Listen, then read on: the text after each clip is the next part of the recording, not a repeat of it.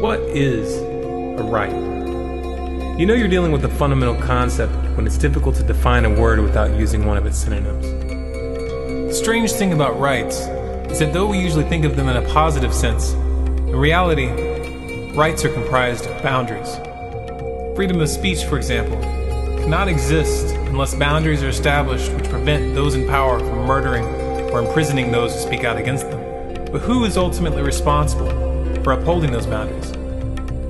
You might think that you have the right to your beliefs and to speak your mind. But what happens to those rights when a gang of armed men start moving from house to house, killing or kidnapping those that hold beliefs that they don't agree with? This is a scenario that's unfolded over and over again throughout history. It keeps repeating, not because history has been forgotten, but rather because it hasn't been properly understood. That which we most need to understand often hides behind questions that we don't want to answer. Do those who are being attacked have the right to defend themselves? Do they have the right to the means to defend themselves? Or should they just put their faith in the government?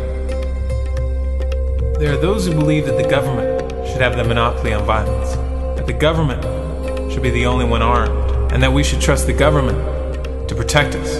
There's just one little tiny problem with that position.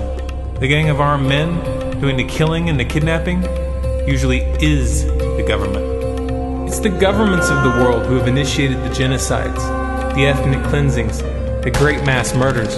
It's the governments who have systematically exterminated political dissidents.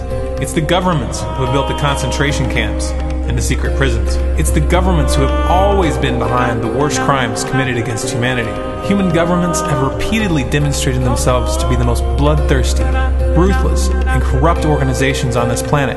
Even the sickest serial killers have nothing on the state. And yet some would entrust them with the absolute power of life and death over you and your family. That's what's at stake when you give the government the monopoly on violence. Because when the people have no means of defense, the government has no boundaries. Some would sidestep this issue by asserting that what we need is a stronger United Nations, a global government that's capable of keeping the rest of the world in line. But this just underscores a deep misconception. Government attracts tyrants, petty dictators, bullies, and psychopaths like manure draws flies. It always has, and it always will. And the more power associated with the position, the greater the attraction.